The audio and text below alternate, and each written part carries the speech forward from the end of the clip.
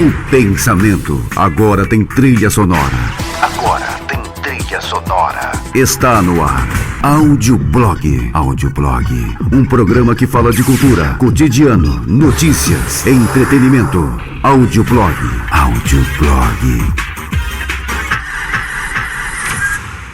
Thalita Schroeder, ela é coordenadora da Subárea Sul de Joinville no Censo 2010, é formada em Comércio Exterior pela Univale em Itajaí, trabalha desde agosto de 2006 no IBGE, concursada para a função de Técnica de Informações Geográficas e Estatísticas. No IBGE já assumiu as funções de agente censitária municipal no Censo Agropecuário de 2007 e de coordenadora do POF, Pesquisa de Orçamentos Familiares, no ano de 2009.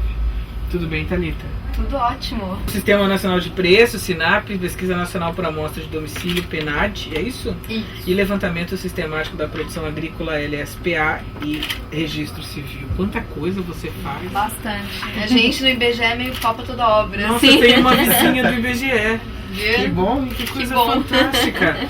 Alaine Cita Lenzi, que é coordenadora da Subárea Norte de Joinville no Censo 2010, é formada em Administração de Empresas pela Univille, trabalha desde agosto de 2006 no IBGE, concursada para a função de Técnica de Informações Geográficas e Estatísticas. No IBGE já assumiu a função de coordenadora da Subárea de Joinville e região no Censo Agropecuário de 2007, supervisora da pesquisa de inovações tecnológicas. Já atuou em outras pesquisas da agência, como o Sistema Nacional de Preços, SINAP, Pesquisa de Orçamentos Familiares, POF, Levantamento, POF, Levantamento Sistemático da Produção Agrícola, LSPA e Registro Civil. Então as duas já fizeram coisas parecidas, né? Um pouco de tudo no IBGE. A gente está sempre junto. Divide a cidade no Muito meio e manda as duas. Muito obrigada pela presença de vocês, é muito importante. Porque essa coisa de censo e de trabalhar com, como é que é a área da matemática? Estatística.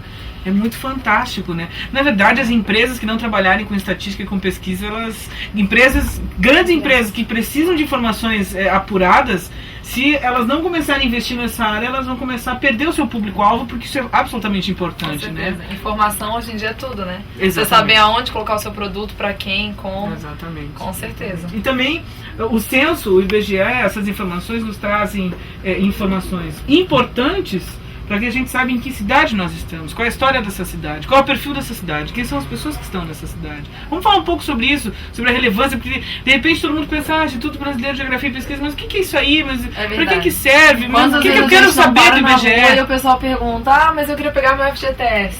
Não. Como é que tá o tempo hoje? 23? Não.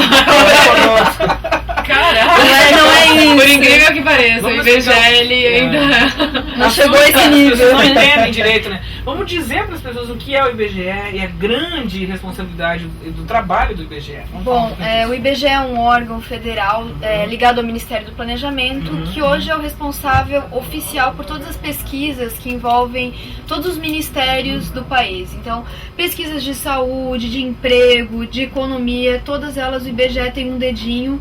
E é super importante para a população realmente se conhecer e também para o governo saber onde investir o seu dinheiro. Então, é muito fácil nos jornais ouvir a população cresceu, ou as mulheres estão tendo menos filhos, ou o desemprego diminuiu, mas a gente consegue essas informações através da pesquisa. E muitas pessoas ainda não conseguem ligar o que estão respondendo ao que vem na televisão ou escutam no rádio depois. Coisa interessante. Até o financiamento da casa própria, construção civil também, né, faz parte. Índice, exatamente. Por exemplo, no caso, são convênios que, por exemplo, a Caixa Econômica, em conjunto com o IBGE, propõe a pesquisa, vê a necessidade, propõe, claro que ela arca com o custo também. E assim, então, é feito um grande treinamento a nível nacional, porque você tem que passar os conceitos para todos os técnicos do IBGE do Brasil, para que a pesquisa não seja aplicada de uma maneira diferente. Por exemplo, o que eu entendo por morador aqui em Santa Catarina talvez é diferente do que o cara no Amazonas entende como morador. Se a gente não colocar isso no mesmo padrão, vai ter vários conceitos de morador e lá vai ter talvez menos ou mais pessoas e assim por diante. Mas você não é de Joinville? Não, eu sou de Brasília. Dá pra perceber. Até pelo sotaque. Mas eu já sei, de lá faz muito tempo. Mas não adianta, a gente Eu tenho uma amiga que veio de Pelotas, morou o Brasil inteiro e tá aqui há uns 8 anos e também não adianta. Ela foi pra lá, em 3 dias já tá falando. Como tem pelotense por aí, né? Tem eu também pelotense. conheço uns 3, 4. Tem pelotense por aí. Tá cheio. Anderson, só interromper esse assunto Não, de ela vem, você vai, eu tenho uma amiga de lá, eu tenho uma amiga de cá, isso está diretamente ligado com o nosso trabalho. Eu acho que essa é uma das principais, a migração, quem vai, quem fica, faz parte do nosso trabalho. O que é o censo do IBGE? É o recenseamento demográfico, é uma pesquisa sobre a população. Essa pesquisa fornece várias informações, como, por exemplo, o número de habitantes, o número de homens, mulheres, crianças, idosos, de onde eles vêm, para onde eles vão, e mais, onde e como vivem essas pessoas e o trabalho que realizam. Esse estudo é realizado normalmente a cada 10 anos na maioria dos países. E como foi o censo 2010? Foram 4 meses de coleta de dados e trabalho de 8 mil pessoas, sendo 6,7 mil recenseadores em todo o Brasil, é isso? Gente, é muita coisa. É muita coisa. O censo ele é feito de 10 em 10 anos, mas quando ele acontece, a gente no IBGE chama de o furacão, né? Entendi. Operação de guerra. Recrutar, É operação de guerra mesmo. Então, a gente tem o ritmo das pesquisas, de repente vem o censo que vem aí com... Aqui em Joinville eram 500 recenseadores, eram 70 supervisores, então é muita gente, muitas pessoas envolvidas. E isso é um trabalho assim, a coleta dura 4 meses, é rápida. Porém, o trabalho de preparação, toda a base, todos os mapas, os treinamentos, licenciadores, a parte de supervisão após a coleta, ela dura mais de 1 ano. Então a gente chama de operação de guerra porque é isso mesmo, a cada 10 anos a gente tem aí uma operação gigante no país, mas que é muito importante, acho que é fundamental. O mais interessante também é a maneira como o IBGE, porque muita gente pergunta às vezes pra gente assim, mas sempre fica uma casinha de fora, né? Minha rua é lá não sei onde, duvido que vocês saibam onde é. E na verdade, o mapeamento que o IBGE realiza, ou seja, a nossa metodologia de trabalho, que é uma coisa até interessante para todo mundo conhecer, ela realmente não deixa escapar nada. O que pode ocorrer sim são erros, no caso de conceito do recenseador, de, por exemplo, não considerar um morador como realmente morador, ou pular um domicílio, que fugir também à supervisão, porque ainda tem, né? Porém, 2,4 milhões de municípios foram visitados no Brasil inteiro, né? Então, para você conseguir chegar em todos os domicílios, você tem que saber exatamente como eles estão e seguir um raciocínio lógico para isso. Ou seja, então é tudo numerado. Cada lado de uma rua, a gente tem uma numeração para ela, um geocódigo. E isso dentro de um município, dentro de um estado, dentro de um país, ou seja, realmente é muito difícil alguém esquecer uma rua, como muitas vezes as pessoas pensam que a gente vai seguindo sem critério nenhum uma rua entrando nas casas. Não funciona dessa maneira. E a tecnologia funciona nessa hora, né? Tem que ajudar. Né? Ainda bem. Há pouco tempo vem funcionando, porque né? Foi a diferença do censo de 2000, né? Que deu muito problema com o sistema. Era como que era? Em 2007. 2007. Em 2000 foi no papel. Foi no papel. 2007 papel. Teve aquele outro... Foi também um PDA, porém foi um PDA num modelo mais antigo e foi o primeiro teste que a gente fez. O maior problema foi de sincronização. Entendeu? A gente não imaginava descarregar os dados. Que na verdade assim, de repente tinha o Brasil todo descarregando dados num sistema ao mesmo tempo, que foi um pouco complicado. Imagina. Esse já, na verdade, isso que demorou, né? Isso que demorou a parte, às vezes a gente ficava realmente à noite pra transmitir isso, porque durante o dia não tinha como. Aí o pagamento do pessoal demorava, né, Thalita? Porque até conseguir transmitir e tudo mais. Isso no censo 2010 já funcionou tranquilo, bem melhor. Né? O primeiro censo ocorreu em 60 ou em 70? Ou 50? Agora no... 50. Eu não é que na lembrava verdade o primeiro censo que se tem na história é dos meados de 1920, mas ele ainda não era de casa em casa, então você pegava o registro. E não era o IBGE, né, Thalita? E não era o IBGE, né? Era um outro instituto, era um né? instituto do governo que era pelo fim de pegar o registro e também fins de impostos e tudo mais. Hoje, antigamente o censo tinha essa função, a finalidade de recolher impostos. Hoje ele tem uma função muito maior do que isso, a gente sabe disso. Daqui, final do ano que vem, a gente vai estar com dados de bairro, que são quantidade de crianças, de pessoas, que vai ser muito importante para construir uma escola. Até a questão do homossexualismo, esse censo a gente já está abordando. Já foi perguntado, né, quando entrado nas residências, questão de você mora com cônjuge do mesmo par.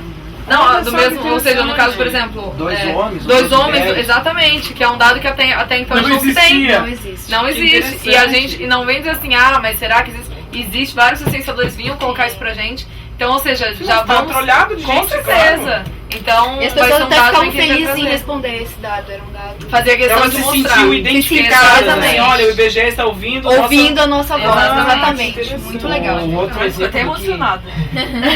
Verdade. Tá bom, Letícia, tá bom. O outro exemplo que o censo vai ajudar muito, principalmente nas pesquisas acadêmicas, né? Também vai ajudar muito, porque os dados que muita gente utiliza são os de 2000 ainda. Sim. E com os dados de 2010 vai ter uma transformação muito grande. Isso é só um exemplo, né, Ana? Claro. Fora as outras coisas. Um outro exemplo também, vocês perguntaram a questão de deslocamento também nesse Migração, censo, né? Isso. Não, mas eu digo de como ele se locomove dentro da cidade. Para ir para o seu trabalho, em 10% dos domicílios no caso de Joinville, ou seja, no questionário maior, o de amostra, foi perguntada a questão do deslocamento ao trabalho. Ou seja, isso para quê? Para ajudar as empresas de ônibus na questão, por exemplo, aqui no caso Araquari, Garuva, são municípios onde várias pessoas às vezes moram lá e trabalham aqui. Ou estudam aqui. Exatamente. Então, para a gente conseguir também ver essa capacidade de transporte para esses polos, ou seja, a gente conseguir identificar exatamente onde são polos de emprego dentro de uma região, né? Então, nesse aspecto. Vai de ser emprego. legal porque vai complementar a pesquisa Origem e Destino do IPUG, né? Que aconteceu ano passado. E eu fiquei muito contente por isso cair no censo também. Não só questões de contagem de população, mas também de questões sociais, étnicas, principalmente, que estavam sendo. Explica para o pessoal o que é a pesquisa de origem e destino. Pesquisa de origem e destino é que vai perguntar para a pessoa como e aonde que ela se locomove na cidade. Por exemplo, como é que eu vou para o trabalho? Se eu vou de ônibus, se eu vou de bicicleta, se eu vou a pé. E de que ponto até que ponto? E aonde que é esse trabalho, que dia da semana que eu vou para lá, que horas que eu me locomovo. Então tem uma série de questões que vão traçar o perfil do deslocamento da pessoa na cidade ou para fora da cidade. Entendi. Você ouviu? Audioblog. Um programa que é a trilha sonora do pensamento. Trilha sonora do pensamento. 1 hora de pura expressão da cultura, do cotidiano, da notícia e do entretenimento de Joinville, do Brasil e do mundo. Audioblog.